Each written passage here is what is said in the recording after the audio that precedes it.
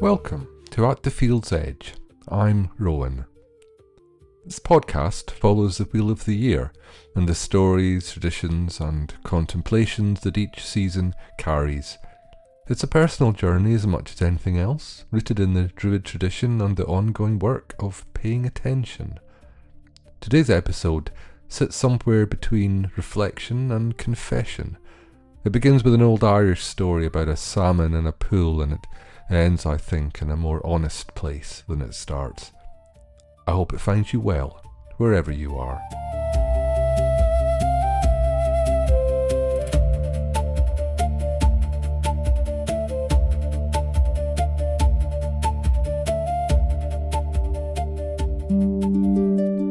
There's an old story that tells us that if we follow the River Boyne in Ireland back to its source, we'll find a still, dark pool surrounded by 9 ancient hazel trees.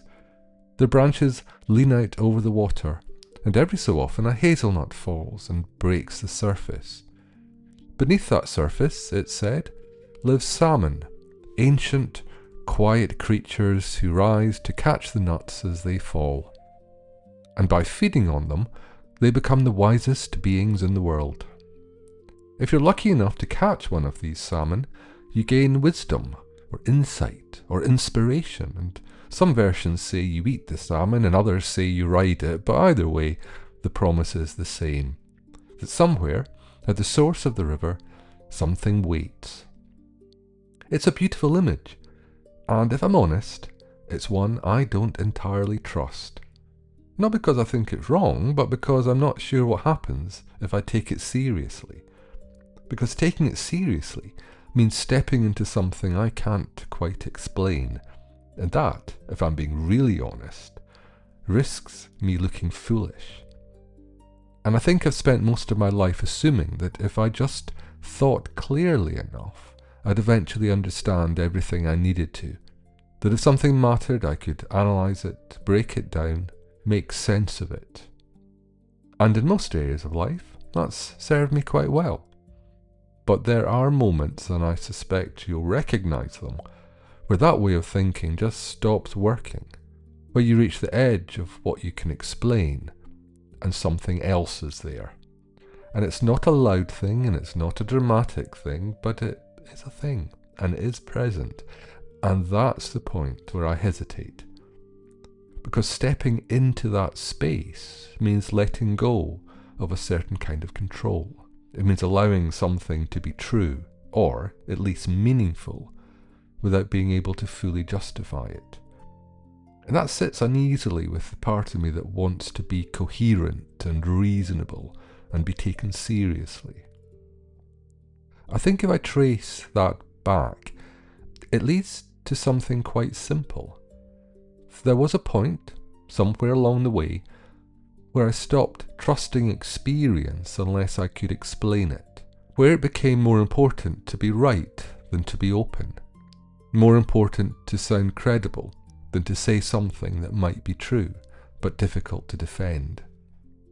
And before that, well, there was a time when I didn't need to do that, when I could feel something, imagine something, sense something, and let it be what it was without immediately stepping in to tidy it up. When people talk about returning to the source, whether that's in myth or in psychotherapy or in spiritual practice, it often sounds like a kind of gentle nostalgia, a return to childhood, to imagination, to something a bit simpler.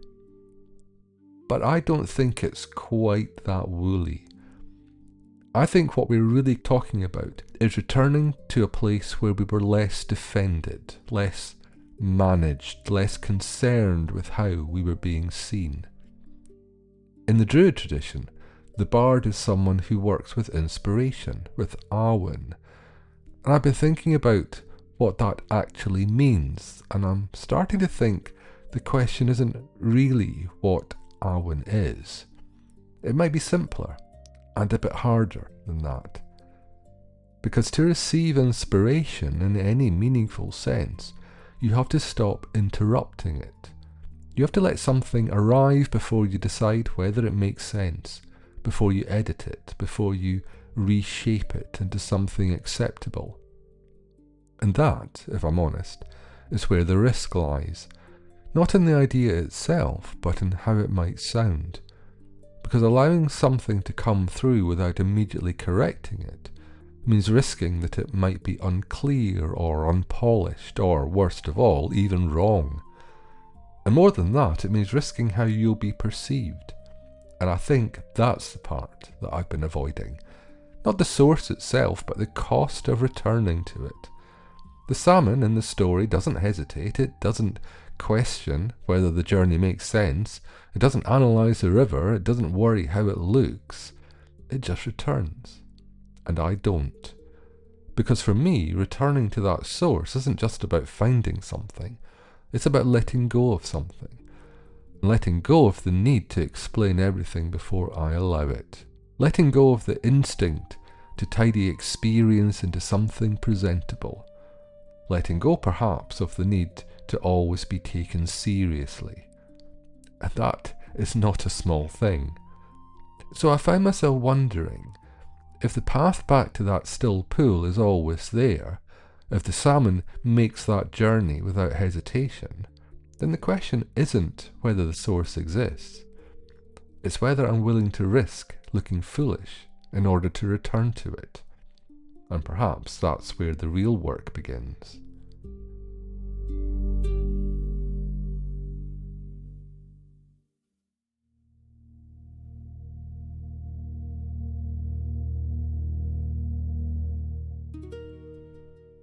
I want to talk about ritual for a moment, because I think a lot of us have a slightly uneasy relationship with it. We're drawn to it, otherwise we probably wouldn't be having this conversation, but we're not entirely sure that we trust it.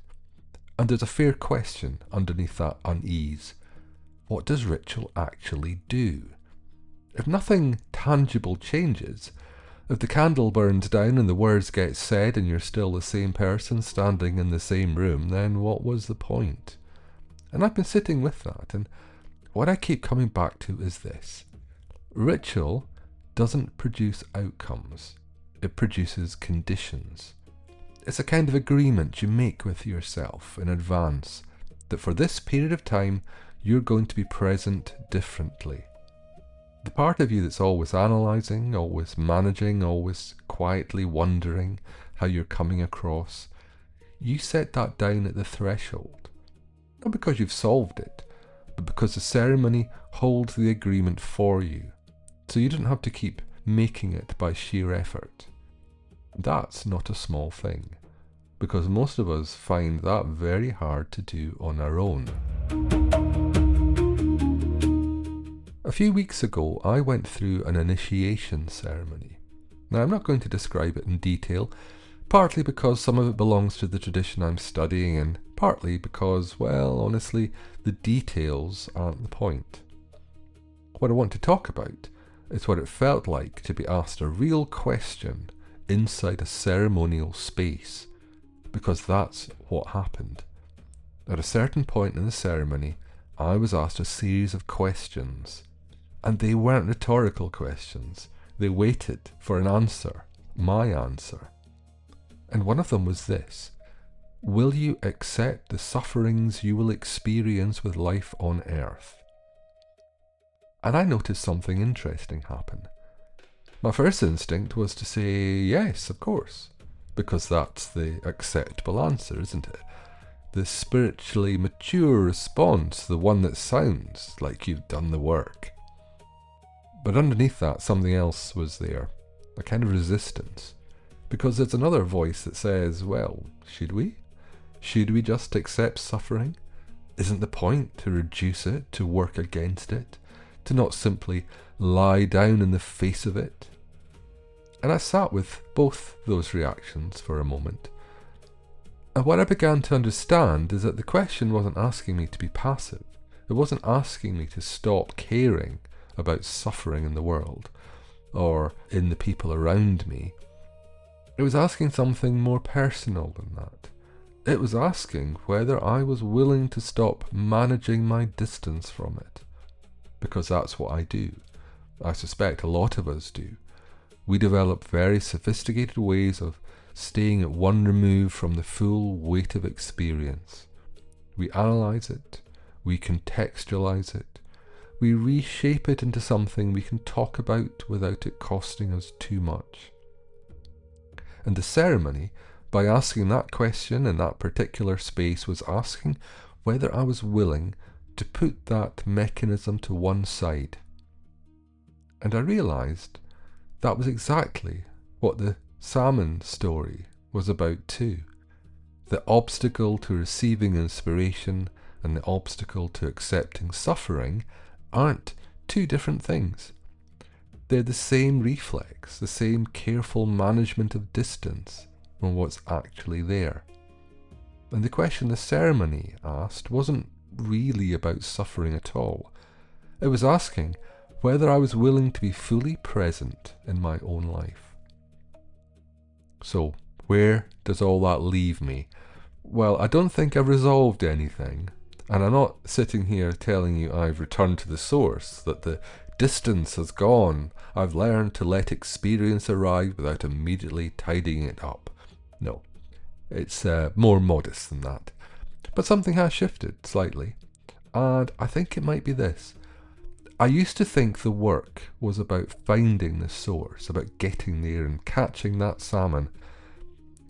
Now I'm starting to think that's not quite right, because the salmon doesn't catch anything.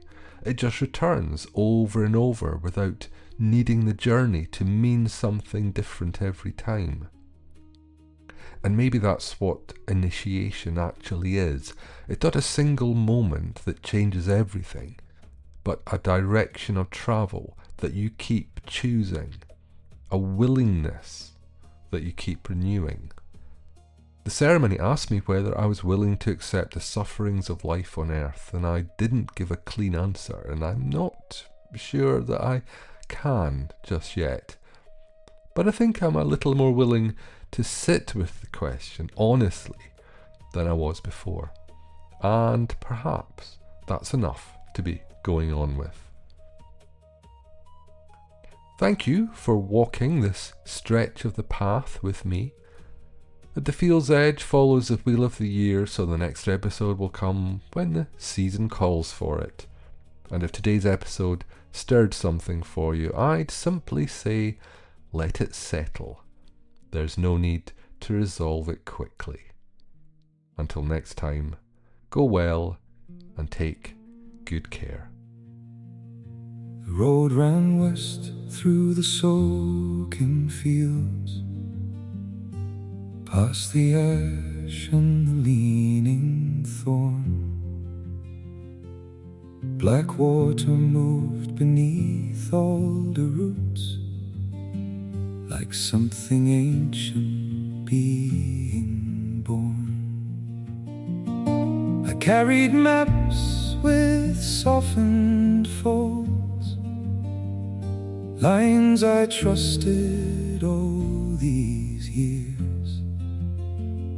But every mile the river turned, led somewhere past the edge of clear. I learned young how to name a thing before it ever touched my skin, how to hold the world at arm's length and call that discipline.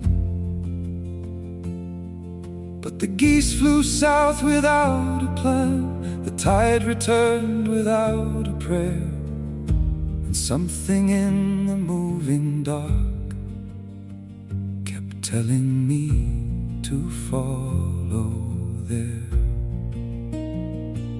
I have stood too long at the edge of life,